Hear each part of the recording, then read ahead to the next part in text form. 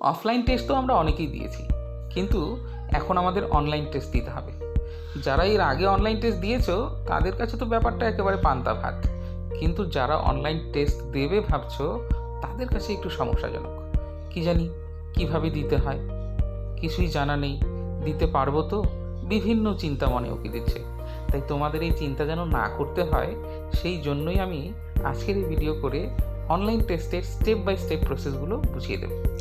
Online test দেওয়ার জন্য সবার প্রথমে আমাদের মোবাইলে অর্থাৎ হোয়াটসঅ্যাপ গ্রুপে চলে আসবে একটা স্পেশাল অনলাইন টেস্টের লিঙ্ক। সেই লিঙ্কে আমাদের প্রথমে ক্লিক করতে হবে। ক্লিক করার সঙ্গে সঙ্গে আমরা স্টুডেন্ট লগ ইন পেজে চলে আসব।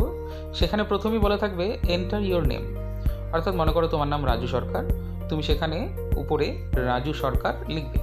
তারপর নিচে দেওয়া আছে পাসকোড। এই পাসকোড কোথায় পাবো? এবার আমরা আবার হোয়াটসঅ্যাপ গ্রুপে চলে যাব, সেখানে পাসকোড দেওয়া আছে। এখান থেকে আমরা পাসকোড কপি করে নিতে পারি অথবা ম্যানুয়ালি এখানে টাইপ করতে পারি 1001। তারপর স্টার্ট বাটনে ক্লিক করলেই আমরা রিডাইরেক্ট হয়ে যাব মেইন পেজে, যেখানে কন্টিনিউ করার পরই আমাদের একের পর এক কোয়েশ্চেন আসতে থাকবে। সবগুলি কোয়েশ্চেনের মধ্যেই 4টি করে অপশন থাকবে, আমাদের রাইট অপশনটি সিলেক্ট করতে হবে এবং তারপর সাবমিট করতে হবে। এইভাবে একের পর এক প্রশ্নগুলো আমরা পেয়ে যাব এবং সাবমিট করে যাব। সবগুলি প্রশ্ন আনসার করার পর তুমি তোমার রেজাল্টটি নিজে নিজেই দেখতে পারবে। এইভাবে আমরা দেব অনলাইন টেস্ট। আশা করি তোমরা পুরো বিষয়টা পরিষ্কারভাবে বুঝতে পেরেছো।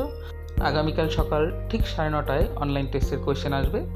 তোমরা অবশ্যই অংশগ্রহণ করবে এবং নিজেদের প্রোগ্রেস রিপোর্ট নিজেরাই দেখবে। ঠিক আছে, সবাই ভালো থেকো, নমস্কার।